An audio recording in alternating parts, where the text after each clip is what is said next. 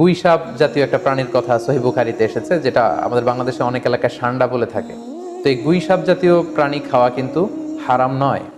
আমরা সহিহ বুখারীর বর্ণনায় জেনেছি যে আল্লাহ রাসূল সাল্লাল্লাহু আলাইহি ওয়াসাল্লামের স্ত্রী মাইমুনা রাদিয়াল্লাহু তাআলা আনহার বাসায় আল্লাহ রাসূল সাল্লাল্লাহু আলাইহি ওয়াসাল্লাম সহ অনেক সাহাবারা খেতে বসেছিলেন। সেখানে একটা প্লেটে গুই সাপকে ফ্রাই করে দেওয়া হয়েছিল।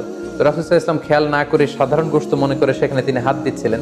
তখন অনেক সাহাবারা, মহিলা সাহাবারা বললেন, ইয়া রাসূলুল্লাহ, এটা তো দব, এটা তো গুই সাপ। এই কথা শুনে আল্লাহ রাসূল সাল্লাল্লাহু আলাইহি ওয়াসাল্লাম সেখান থেকে হাতটা সরিয়ে নিলেন।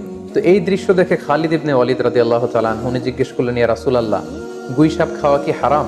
হারামুন আদ-দাব্বু ইয়া রাসূলুল্লাহ, আপনি যে হাত সরিয়ে নিলেন, গুই সাপ খাওয়া কি হারাম? আল্লাহ রাসূল সাল্লাল্লাহু আলাইহি ওয়াসাল্লাম বললেন যে না, গুই সাপ খাওয়া হারাম নয়, তবে আমি এটা খেয়ে অভ্যস্ত নই, আমাদের এলাকাতে এটা পাওয়া যায় না, এজন্য আমি এটা খাচ্ছি না। তাহলে বোঝা গেল এক্ষেত্রে এটা রুচির সাথে সম্পৃক্ত। সো গুই সাপ হালাল বলে যে গুই সাপ আমাদেরকে খেতে হবে, সান্ডা আমাদেরকে খেতে হবে, এমন কোনো কথা নেই। আপনার যদি রুচিতে